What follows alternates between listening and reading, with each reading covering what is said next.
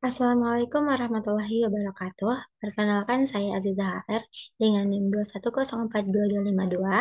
Baiklah, di sini saya akan mempresentasikan hasil PPT Komunikasi dan Advokasi Kebijakan mengenai materi pertemuan yang kedua dan ketiga, yaitu tentang model-model komunikasi.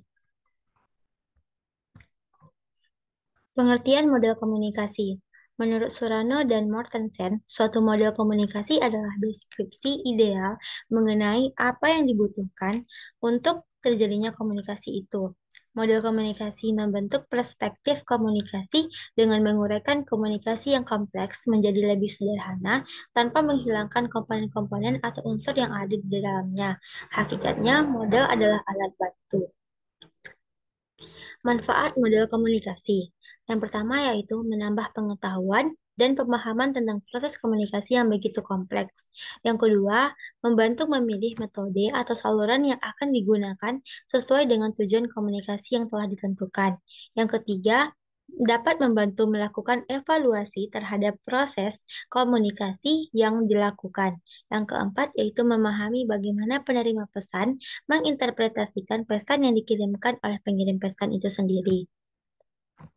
Nah, model-model komunikasi itu menurut para ahli, yang pertama yaitu ada model linear, di mana model komunikasi linear adalah model komunikasi yang sangat sederhana. Model ini menggambarkan komunikasi berlangsung secara satu arah.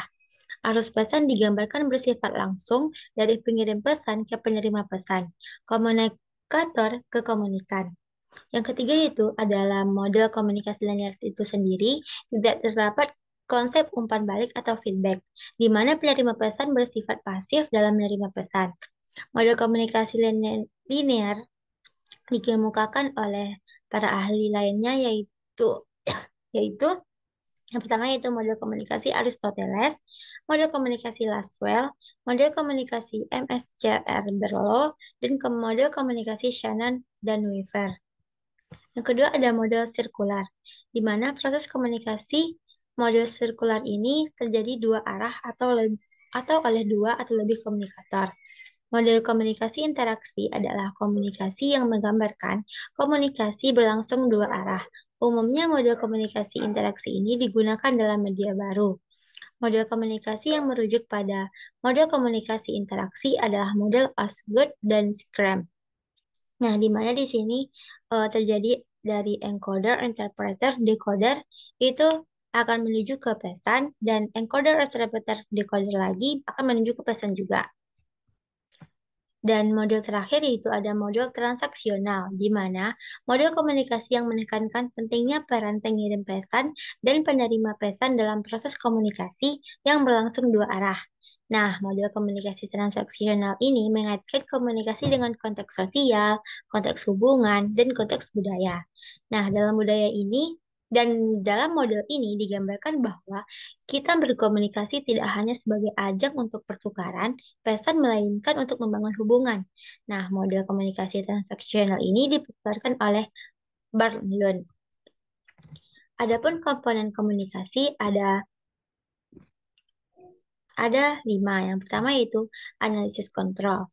Nah, analisis kontrol ini untuk membantu pengirim pesan memiliki saluran kekuatan. Yang kedua ada analisis isi. Umumnya dikaitkan dengan stereotip dan representasi perbedaan kelompok politik dan berhubungan dengan tujuan pesan yang disampaikan. Dan yang ketiga ada analisis media. Nah, ini mengkaji pemilihan media yang akan digunakan untuk mencapai khalayak. Yang keempat ada analisis khalayak dan mengkaji siapa target sasaran. Dan yang terakhir, analisis efek. Nah, di mana umumnya dilakukan sebelum proses dimulai dengan tujuan untuk memprediksi efek pesan terhadap target sasaran. Baiklah, hanya itu materi pertemuan kedua dan ketiga. Saya akhiri dengan sekian terima kasih. Assalamualaikum warahmatullahi wabarakatuh.